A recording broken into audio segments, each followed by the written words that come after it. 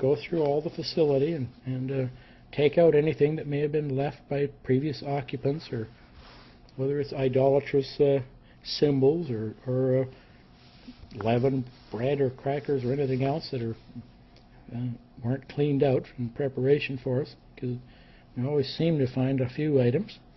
So here we're commanded to clean the house. Now whoever eats anything leavened from the first day until the seventh day, that person shall be emasculated from Israel. So this isn't a small thing, this eating of unleavened bread for 7 days and not eating leavened. So on the first day you shall have a holy assembly, a holy day, and another holy assembly on the seventh day. So it's the 15th and 21st day of the seventh month. No work shall be at all done on them except what may be eaten by every person. So you can cook your meals, and that alone may be prepared by you. So during the holy days and the feasts, we're allowed to cook our meals. You shall also observe the feast of unleavened bread for this very day. I brought you and your hosts out of the land of Egypt. Therefore you shall observe this day throughout your generations as a permanent ordinance. So after the sacrifice of the firstborn, or the loss of the firstborn in Egypt, and the keeping of all of the Israelites' firstborn, and then they plundered the Egyptians and left on this first holy day morning and went out to keep a feast to the Lord, or to Yehovah, in the desert, or what we're calling the desert today. Now in this first month, on the 14th day of the month at even, you shall eat unleavened bread until the 21st day of the month at evening. 7 days shall be no leaven found in your houses, for whoever eats what is leavened, that person shall be emasculated from the congregation of Israel, whether he is an alien or a foreigner, or a native of the land. You shall not eat anything leavened. In all your dwellings you shall eat unleavened bread. So you see that the unleavened bread is to be eaten every day of the feast. All the leavened products are to be removed for this period. We, as spiritual offerings, must make offerings on all 7 days as well.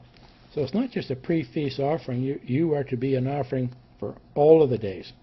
And that would be the work or the sacrifices you make on others' behalf, or to make the feast more successful, or anything. It's just whatever perhaps you can see a need, then fulfill it. That's what this is talking about. You're to make an offering every day of the feast. Now, the Shagag is understood to be a pilgrimage that has a celebratory meals, and a shag has a sacrificial component. There's dozens of definitions for these two terms, and so you can sort of review them at your leisure if you wish. I don't think it's necessary for this short document here just to give an overview of the feasts of God. Now presently we use our second tithe for the costs of travel and food at the feast, although in the future a 2.5% offering will be made in each nation, and the food will be obtained and provided by the prince or an official. You'll see that in Ezekiel 45:21 to 24. Until you have a large body of individuals, it's impracticable to perform feasts like that.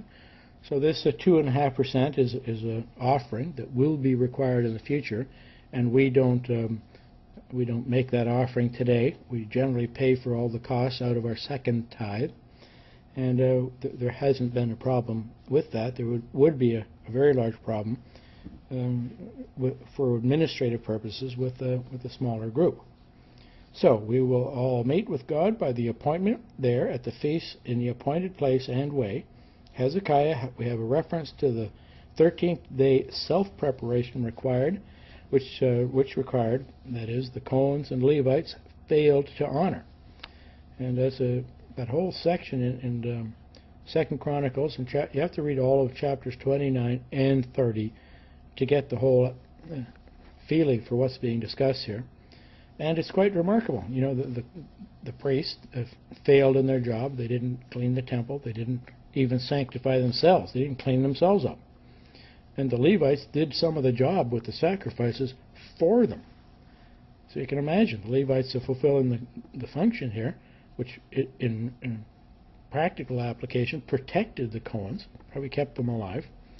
And Hezekiah, because they appeared to be making a change and making the temple clean again and fulfilling the terms of it, asked God not to hold them to account. Because some of the things that are taking place in the temple is a death sentence. You know, if the high priest of the year went into the Holy of Holies, they ended up tying a rope around him, because often the high priest would go into the naos, or the Holy of Holies, and die. It's like the individual who touched the Ark of the Covenant. Well, he's just trying to protect it from falling off a trolley, and no, he's dead. So when God tells us these things, that here's how you're to conduct this law, here's the terms of the covenant, you do what I want to do, and I will give you a blessing, and you fail to do it, and you'll be under a curse, which might be a capital crime. So, anyway, Hezekiah prayed, and a reprieve was granted by the Almighty for those failing his duties.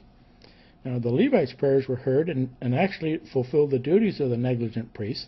The northern tribes had attended the feast held in the second month with Hezekiah. And there's a very interesting reason why that took place. When Hezekiah originally invited them in the first month, with the 50th day falling after the spring equinox, they laughed him to scorn, because he sent out memos and said, you know, we're holding the feast, please come. This was sent to the what we're calling 10 lost tribes, but the northern kingdom of Israel. They laughed him to scorn. But they did come when he kept the Passover in the second month, because they weren't able to get properly prepared for the first month. They came and attended it, laughing, because now all of a sudden people in Judea, the Jews, and Hezekiah, the king, are keeping Passover in the second month, exactly as they'd been claiming it had to be. Well, no, it doesn't have to be, and shouldn't be, unless you're on a journey, unless you're sick, unless you were unclean. You couldn't attend a temple. But an opportunity was to keep the second Passover in the second month, and that's what you'll get out of that if you read Chronicles, all of chapters 29 and 30. You'll get the point of that. It's very interesting. So, today the Samaritans do exactly the same on Mount Gerizim. The Samaritans are Gentiles who associated then, were brought in by one of the kings, I forget, maybe it was Cyrus, and displaced the 10 lost tribes who were removed under a capital crime. They were all wiped out for the most part. They ended up in northwest Europe today. But the Samaritans then, they kept their own version of the scripture and do their annual sacrifices for Passover on Mount Gerizim instead of Mount Zion. The Jews wouldn't allow them to attend at Mount Zion, so they started keeping it on Mount Gerizim. But they kept the same faulty calendar. They kept the months correctly with the moon falling at the conjunction and not the first crescent. So they kept the conjunction, but kept it with the new moon following after the spring equinox, which 60-70% of the time means they're doing it on the wrong day. So this stuff is important just to have an understanding. Now these times are appointed by the Almighty and must be published and made known by all, which is our responsibility. So we have to understand the principles of the calendar, and we have to make it published. See, the Jews can't publish it because they never know when they'll see the crescent moon. And then they had to pass over, what was the actual date of the 14th or 15th, because they weren't sure when the crescent would show. So then you've got everybody who is right at Mount Zion in Jerusalem there, doesn't have a clue of when the holy days and the feasts start. And you've got to know everywhere on planet Earth where it starts, which isn't difficult to do.